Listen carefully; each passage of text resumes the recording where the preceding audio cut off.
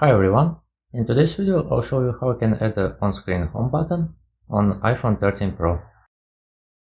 Go to your iPhone settings, then scroll down, tap accessibility, then tap touch, and turn on assistive touch.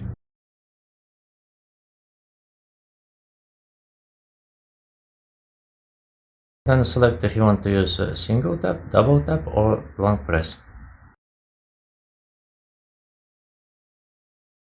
And select home.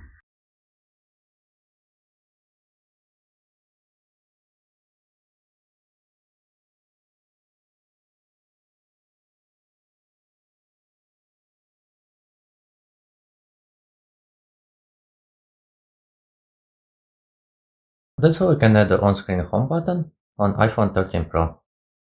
Thank you for watching.